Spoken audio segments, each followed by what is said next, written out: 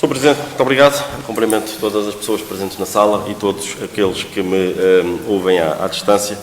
E, Sr. Presidente, hoje, incontornavelmente, terei que começar por fazer uma referência ao documento que o Sr. Presidente me entregou na última reunião, relativamente às respostas que a sua equipa escreveram em relação às questões que nós fomos colocando ao longo das últimas reuniões e que o Sr. Presidente me pediu para colocar por escrito. Sr. Presidente, se me permite, eu começo por lhe dizer que este documento é em si só um paradoxo. Um paradoxo. Em primeiro lugar, porque das 16 páginas que o Sr. Presidente anunciou com algum show-off na última reunião, elas afinal são 17. Mas isto é um pequeno problema. É um pequeno pormenor.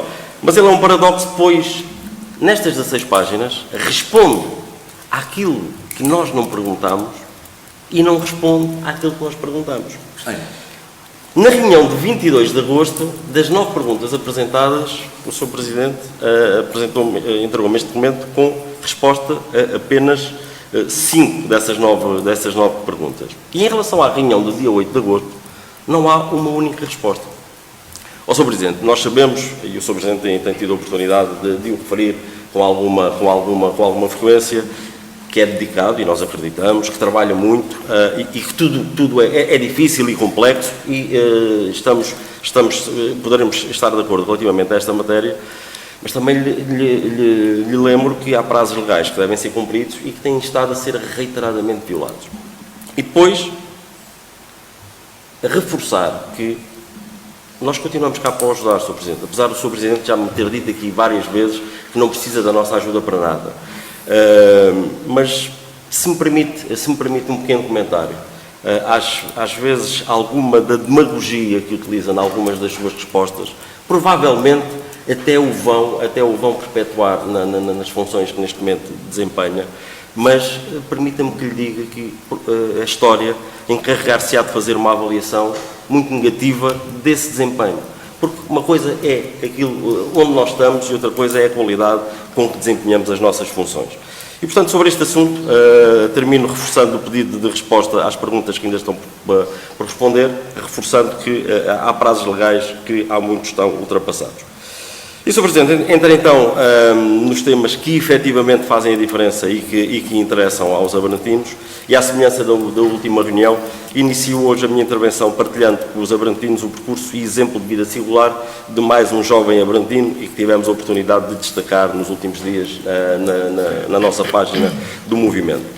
Refiro-me a João Pedro Serrano Batista, que é natural de Abrantes, mestre em Engenharia Civil pela Universidade da Beira Interior e que completa 31 anos em novembro. Ele é praticante de futsal, tendo representado nas últimas 3 épocas o Sport Clube de Ferreira do Zezer e na época de 2021-2022 contribuiu decisivamente para a subida do clube à Primeira Divisão Nacional e para a manutenção da equipa na Liga Placar no primeiro ano em que esta equipa aqui do nosso distrito esteve na Primeira Divisão. O seu palmarés desportivo na modalidade de futsal remete-nos para a época 2009-2010, em representação do Clube Desportivo Os Patos, no escalão júnior, tendo vencido nessa época a Taça do Ribatejo. Na época seguinte, ainda no escalão júnior, foi campeão distrital e com a passagem ao escalão sénior e ainda no Clube Abrantino, venceu a Taça do Ribatejo na época 2011-2012.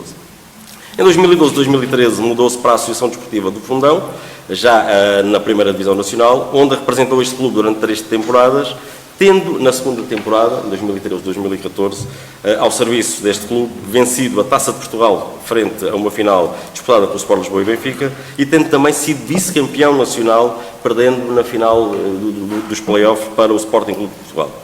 Em representação da Associação Académica da Universidade da Beira Interior, e isto acho que merece destaque, porque é um jovem abrantino, foi campeão europeu universitário em 2016-2017. É um jovem que tem um percurso singular, porque tem conseguido conciliar a sua atividade desportiva de alta competição com a sua atividade profissional e é precisamente por causa disso que o Movimento Alternativa com o destaca neste momento, desejando ao João Batista os maiores sucessos desportivos, profissionais e pessoais, esperando que se crie a oportunidade para que o João possa partilhar com a nossa comunidade as suas experiências e os seus sucessos num futuro próximo.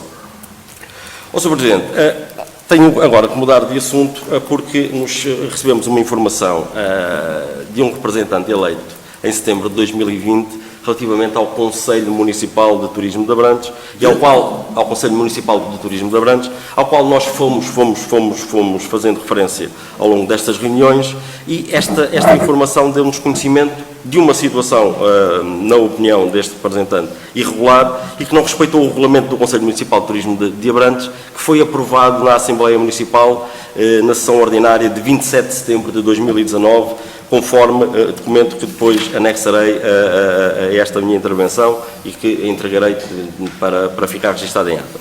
E de acordo com este representante, no dia 7 de setembro de 2023, portanto, passados 3 anos sobre a eleição do Conselho Municipal de Turismo de Abrantes, o município agendou uma reunião para a nova eleição dos representantes das empresas no referido Conselho Municipal de Turismo, sendo algo que entende não respeitar o regulamento aprovado pela Assembleia Municipal, devendo, na sua opinião, na opinião dele, ser impugnada porque será irregular a realização de uma nova eleição sem uma ata que documente o trabalho realizado durante 3 anos e que a mesma fundamenta a necessidade de convocação de eleições extraordinárias, pois, segundo o artigo 21º do Conselho Municipal de Turismo de Abrantes, que foi aprovado, tal não é possível nesta data em que o Executivo a agendou.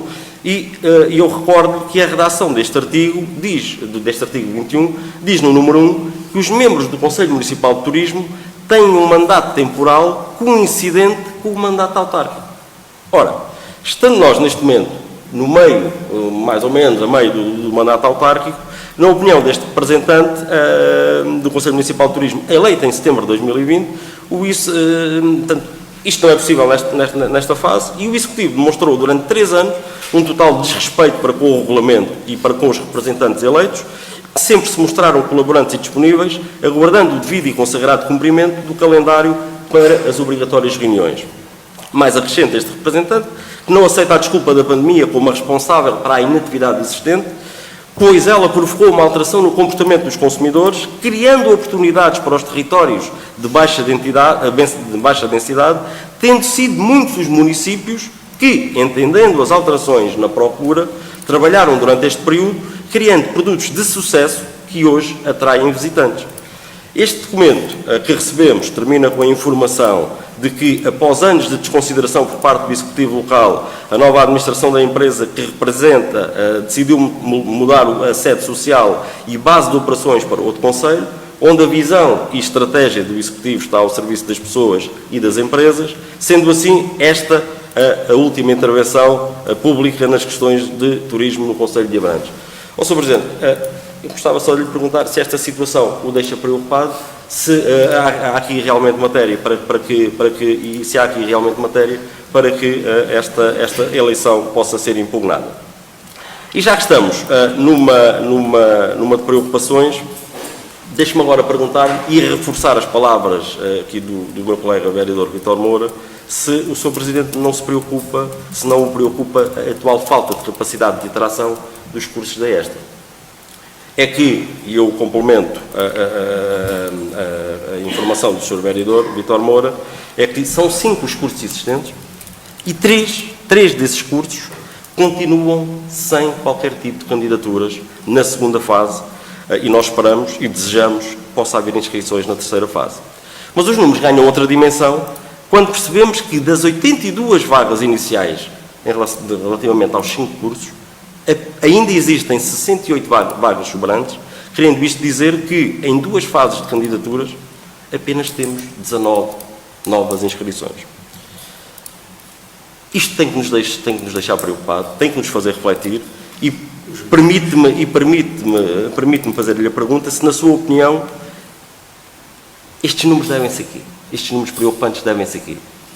A falta de atratividade dos cursos, e vale a pena refletir sobre uma eventual alteração desta mesma oferta. Falta de habitação na cidade? Falta de notoriedade do nosso concelho? Ou o somatório destas 3 variáveis? A verdade é que, como sabemos, um problema está meio resolvido, desde que bem equacionado, E é importante olharmos para esta realidade efetivamente como um problema para nos aproximarmos das soluções que todos desejamos.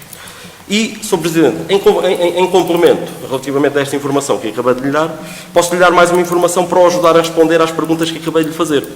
E também fazendo referência àquilo que o meu colega Vítor Moura fez, num artigo publicado no dia 15 de setembro no Jornal Expresso, repito, Jornal Expresso, as jornalistas Isabel Leiria e Raquel Albuquerque descrevem o calvário da família de Simão, aluno colocado no curso de Comunicação Social da ESTA, em busca de alojamento para o jovem estudante. Escrevem as jornalistas, o primeiro, quarto, foi uma desilusão total, ficou logo fora de questão, recorda a mãe do aluno, descrevendo a cave de paredes úmidas e mobília velha com que se depararam, mal o proprietário abriu a porta. A fazer de cama havia 2 colchões sobrepostos, sem estrado, e onde o filho nem sequer ia caber. Preço, 260 euros. O segundo, que visitámos, tinha condições iguais ou piores e o mesmo preço. Continua a mãe do aluno. E o terceiro foi chumbado pelo ambiente que encontraram, e o quarto porque tinha uma duração de contrato que não servia. E mais não encontraram. Mais do que os custos que já se tinham mentalizado que iam ter de suportar, foram as condições que encontraram e que os fizeram desistir, e o caminho de regresso à Alenquer foi todo a ver com as opções de universidade privada. Muito bem, vereador. Deixa-me só concluir, são só mais 30 segundos. É que, feitas as contas às despesas mensais que a família ia ter com a deslocação do filho, a rondar os 400 euros, entre o quarto e as despesas da casa e os 70 euros de propina e o comboio para vir aos fins de semana, ia ficar tão ou mais caro estudar numa escola pública, longe de casa, do que numa privada, perto o suficiente para ir e vir todos os dias. Claro que sim, claro que sim. Vereador, ainda teria mais coisas a perguntar, sim, eu agradeço. Terminou o meu tempo, muito obrigado. Claro, terá depois outras oportunidades.